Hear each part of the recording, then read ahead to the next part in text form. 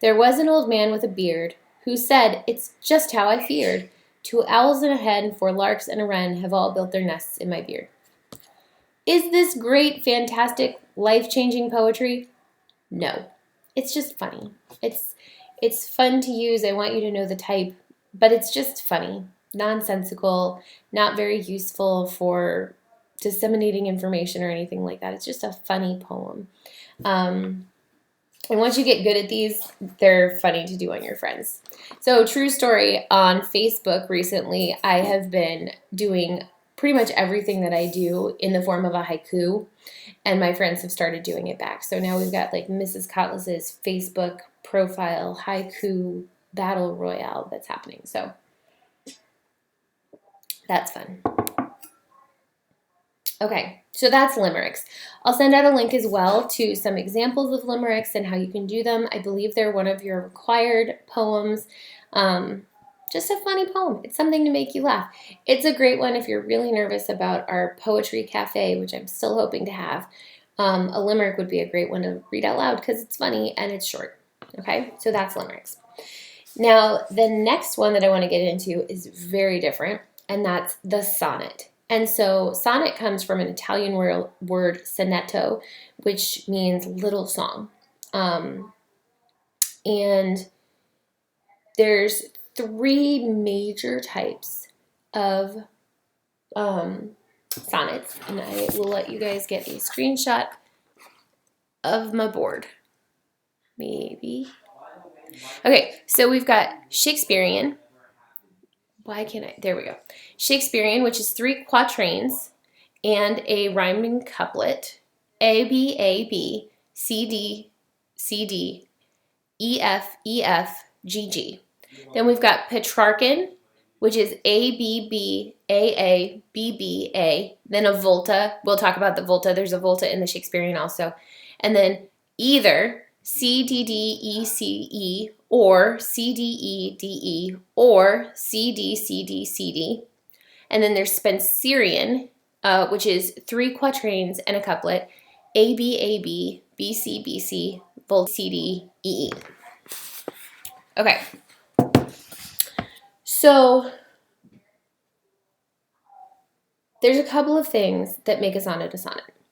The first is that it is 14 lines, and it's broken up in different ways, as you saw, based on the type of sonnet that it is. I'm going to focus most on Shakespearean sonnets, but you can do any sonnet type that you like, okay? So sonnets are written in something called iambic pentameter. And iamb is 2 syllables, and pent means 5. So this is 5 sets of 2 syllables, 1 stressed and 1 unstressed. You talk like this all the time. I'm going to send out 2 videos with examples of how you speak in iambic pentameter. I think one of the examples that they give is, I want to eat these green bananas right now. That is iambic pentameter. It's 5 sets of 2 syllables, 1 stressed, 1 unstressed, and that's iambic pentameter. It doesn't have to be complicated. I think when we think of Shakespeare, we think is like very complicated and overstressed or understressed. But iambic pentameter is a way that we normally speak, and it kind of mimics a heartbeat. Dum dum dum dum dum dum dum dum. So that's what it uses. So iambic pentameter is something you have to have if you're writing a sonnet. And so you've got to think about the stress and unstress of the words that you're writing. We're going to look at some examples, so don't panic. The next thing it has is called a volta. And a volta is kind of like the turn of the poem. So a sonnet has one idea, or one theme. It's kind of a multifaceted theme, and it kind of goes through a transition. So if I'm talking about in my sonnet, my love for this girl, or boy, or whatever. Shakespeare usually does it about women, so that's my example. So in a Shakespearean sonnet or a Spenserian sonnet, and Spenser is a contemporary of Shakespeare, so they're writing at the same time. It's the first two quatrains, and remember a quatrain is 4 lines, so the first two quatrains, and then there's the volta. And what that means is there's a turn in what's happening in the poem. So it could be, I love you, I'm going to die for you, like blah, blah, blah, blah, blah. You just make me feel so amazing. And then after the second, there's a turn. And maybe the lover realizes, like, wait a minute, you're not actually worth dying for. Or maybe he realizes, like, hey, here's the action I'm going to take. There's some kind of a turn in the poem that happens between the second and third quatrain. In our other type, in our Petrarchian, and he's an Italian, and he's considered like the be-all, end-all of the sonnet form, even though we don't talk about him as much as we talk about Shakespeare, I think because Shakespeare wrote in English, but he did his between the 8th and 9th line. So the volta, the turn in the story, is always in a consistent place.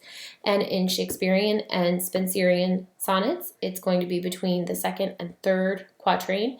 And in Petrarchian sonnets, it's going to be between the 8th and 9th verse. So he kind of divides his into 8 and 6.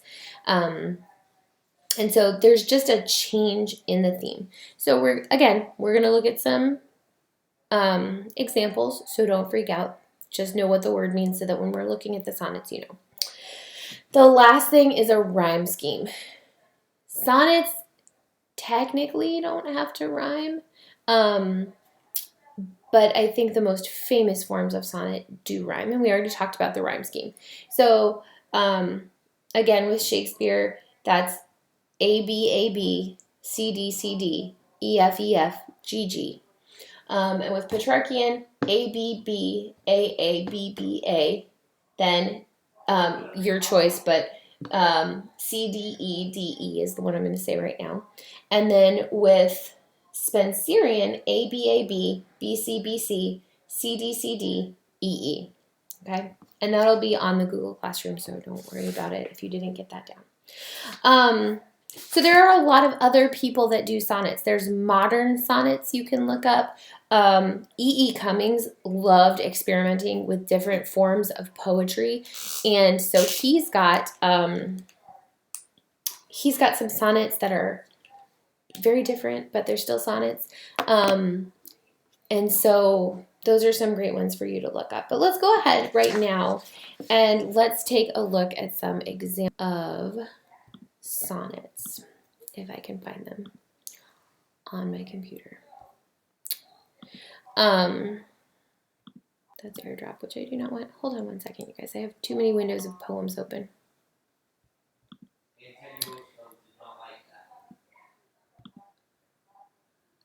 Okay, so this is Sonnet 14.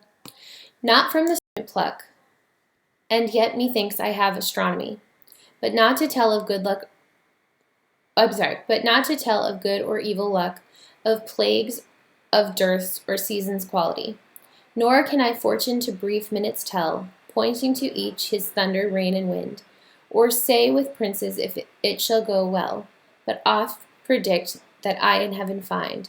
But from thine eyes my knowledge I derive, and constant stars, in them I read such art, as truth and beauty shall together thrive, if from thyself to store thou wouldst convert, or else of thee this I prognosticate, thy end is truth's and beauty's doom and date.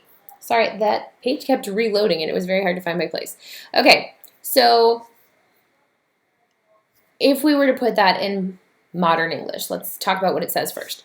I don't pick my wisdom from the stars, but I think I understand astronomy, although not to predict good or bad luck or plagues and famines or what seasons will be like. Nor can I tell fortunes, showing individuals their own moods and their ups and downs, nor tell rulers whether things will go well by frequent predictions from what I see in the heavens.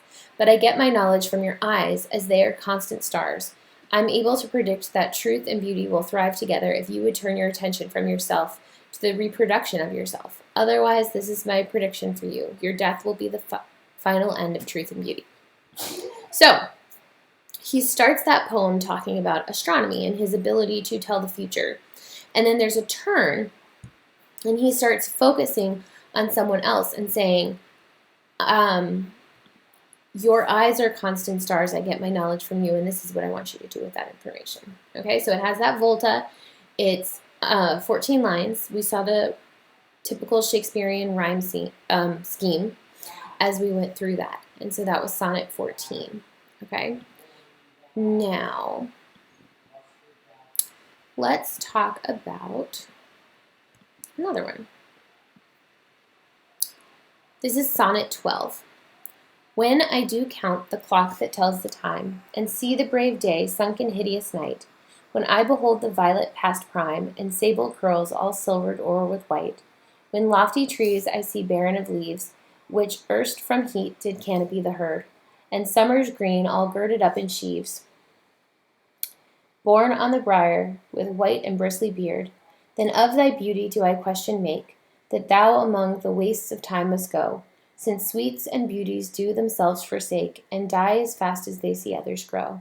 And nothing 'gainst time's scythe can make defense, save breed to brave him when he takes thee hence. That page was also reloading, and it was reloading for Return of the Jedi. So I just feel like this is Mrs. Noe coming at me with some Shakespeare and some Jedi stuff all at the same time. I don't know how she got into... Now it's Clone Wars. I don't know how she got into my computer, but she definitely did.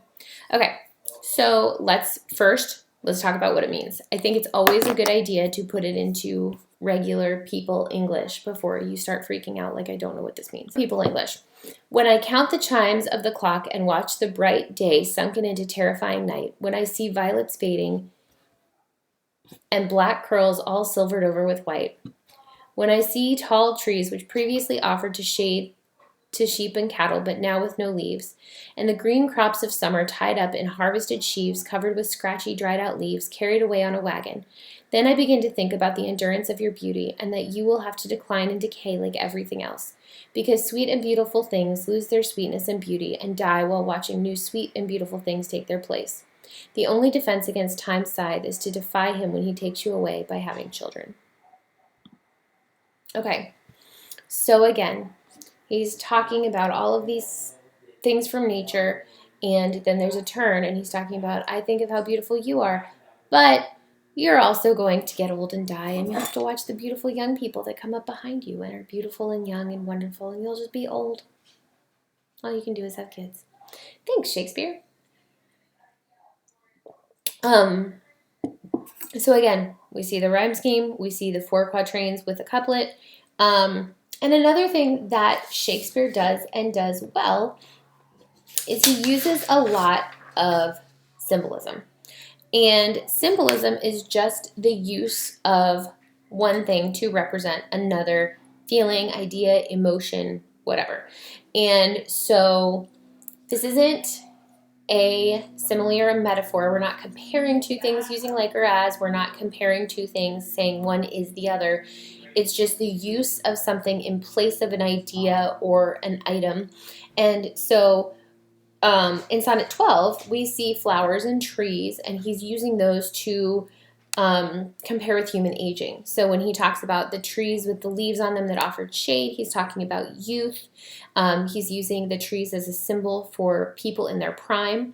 And then when he talks about the trees with nothing on them that can't provide shade anymore, he's talking about people in old age who have maybe lost a little hair on the top. And so he's using flowers and trees and nature as a symbol for the progress of humans through their lifetime. Another example, he uses stars a lot. If you watched Romeo and Juliet with us, you're familiar with his use of stars to represent fate and free will. He does this also in Sonnet 25, which I'm not going to read to you, but you can look it up if you want to. So stars is another really common symbol that Shakespeare uses in his sonnets. And then another one that he uses a lot, this example is from Sonnet 18, which again, I'm not going to read to you, but you can look up if you want to, is weather and seasons for human characteristics and emotions. So those are all examples of symbolism in sonnets, where Shakespeare is taking something from nature and he's having it stand in for something else. He's not telling you it is something else, he's just using it, and you have to pick up on the symbolism. You have to pick up on what it is he's trying to say. And that's symbolism, and he uses it a lot. The other thing that Shakespeare uses a lot in his sonnets is hyperbole. And hyperbole is an intentional exaggeration or overstatement. I love to use hyperbole. Things like the best day ever. That's hyperbole. If you've ever read the shot heard around the world, that's hyperbole. Did everyone actually hear the shot? No. Anytime you walk past a restaurant and they say they have the best coffee in the world or the best apple pie in the world, probably not. It's unlikely they've gotten every pie in the world together and judged it. So that's probably an intentional exaggeration or overstatement to try and get you to come in and try their pie. Now, Shakespeare loved using hyperbole so much, he actually wrote an entire sonnet dedicated to making fun of sonnets' overuse of hyperbole. And so I'm going to read you that one because I like it when people throw shade at themselves. So this is Sonnet 130. My mistress's eyes are nothing like the sun. Coral is far more red than her lips red. If snow be white, why then her breasts are dun. If hairs be wires, black wires grow on her head. I have seen roses damasked, red and white, but no such roses see I in her cheeks. And in some perfumes is there more delight than in the breath that from my mistress reeks. I love to hear her speak, yet well I know that music hath a far more pleasing sound. I grant I never saw a goddess go. My mistress, when she walks, treads on the ground. And yet, by heaven, I think my love is rare, as any she belied with false compare. So I love that. I think that's really funny that he goes in and he's like, okay, I get it. Her eyes are really not blazing like the sun. I get it. And yes, coral is more red than her lips, but like I was trying to be nice. You know, if snow is white and that's the comparison, her breasts are not actually that white. Like he's just saying all of these exaggerations, all of this symbolism that I use. I know it's not right, you guys. I've never seen a goddess walk and I compare my love to a goddess and she walks on the ground.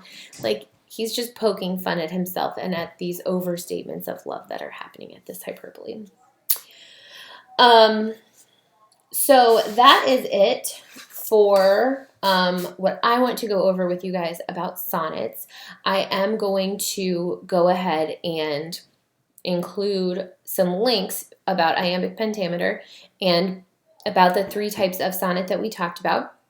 You do need to have a sonnet in your poetry anthology. So I would say that your homework for this week will be the sentence correction sheet number 2 and getting your sonnet and your limerick written for your poetry anthology, which will still be due on the 30th.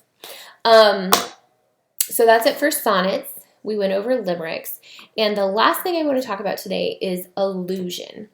Now we do see allusion in Shakespeare as well, but I picked a different poem to talk about allusion a little bit. And allusion is a literary device where we make a very quick reference to a person, a place, a thing, an event from history, from the Bible, from other great works of literature, and there's no explanation given. And it's just a brief mention. We see it a lot with references to the Bible. People just say, when Eden fell and keep talking. And they're referring to, of course, the Garden of Eden in the Bible, but they don't go when Eden fell. And Eden is from Genesis, when God made the heavens and the earth and people started off in the Garden of Eden.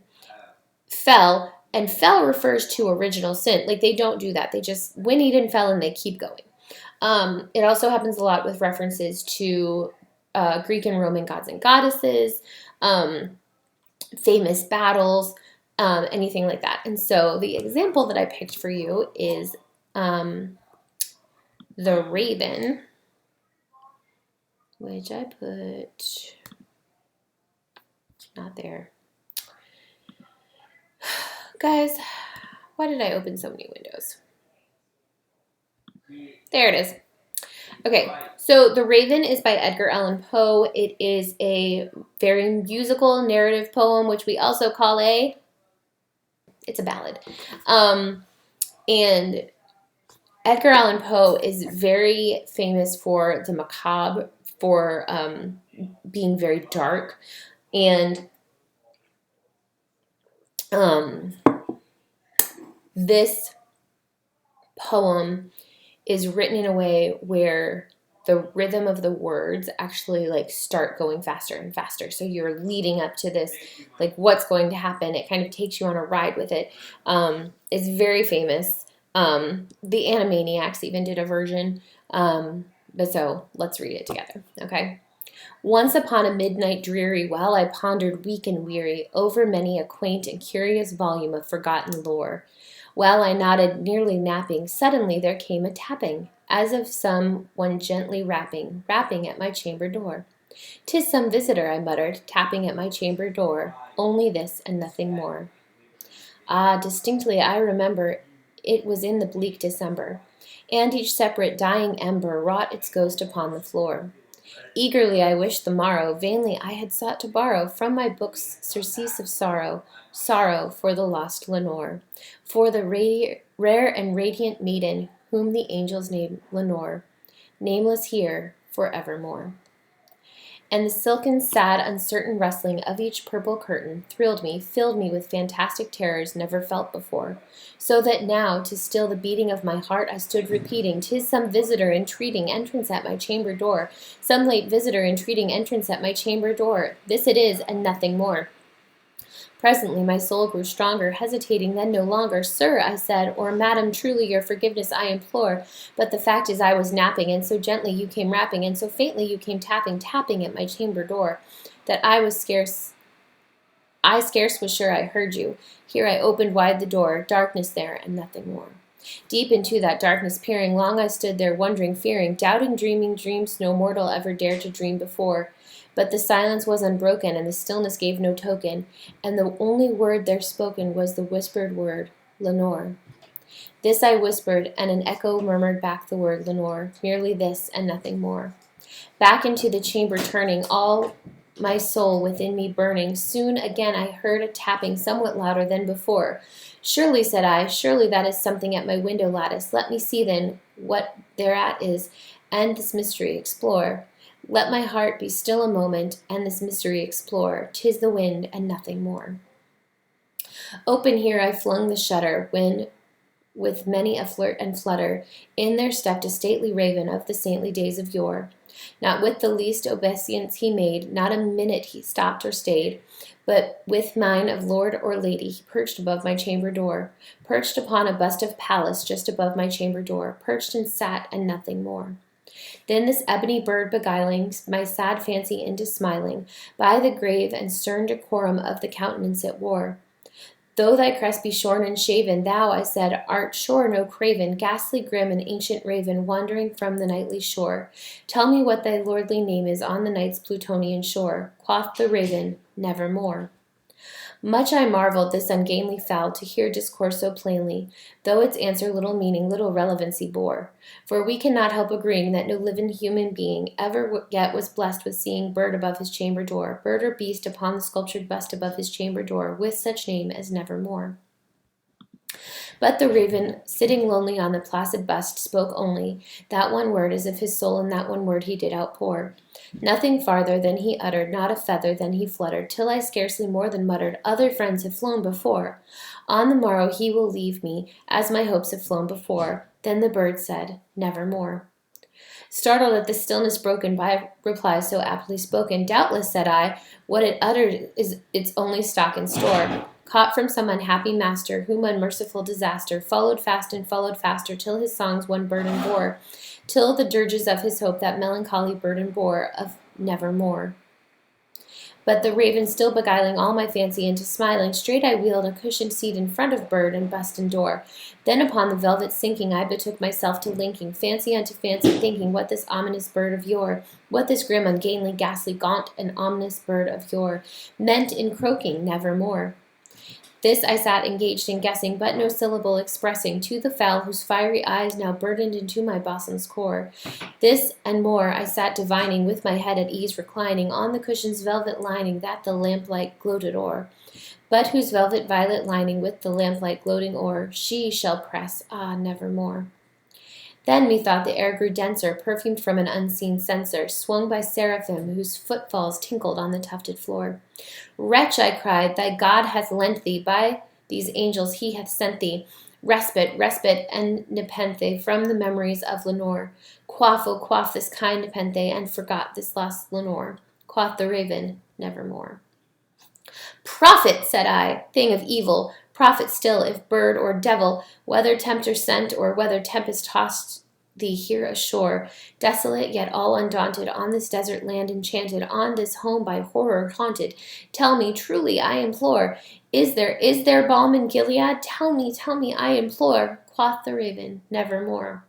Prophet, said I, thing of evil, prophet still, if bird or devil, by that heaven that bends above us, by that God that we both adore, tell this soul with sorrow laden, if within the distant Aidenn it shall clasp a sainted maiden, whom the angels name Lenore. Clasp a rare and radiant maiden, whom the angels name Lenore. Quoth the raven, nevermore. Be that word our sign of parting, bird or fiend, I shrieked upstarting, get thee back into the tempest of the night's Plutonian shore.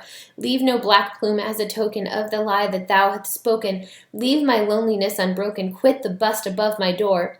Take thy beak from out my heart, and take thy form from my door. Quoth the raven, nevermore. And the raven, never flitting, still is sitting on the pallid bust of Pallas just above my chamber door. And his eyes have all the seeming of a demon's that is dreaming, and the lamplight o'er him streaming throws his shadow on the floor. And my soul, from out that shadow, lies the floating on the floor, shall be lifted nevermore.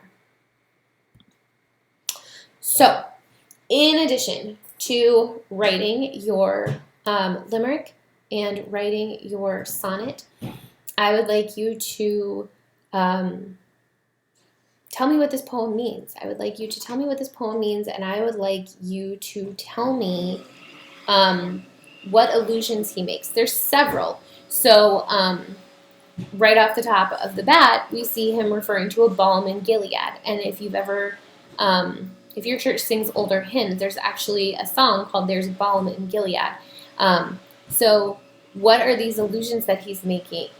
And what does it all mean? What does this poem mean? What is the conversation that he's having with the raven?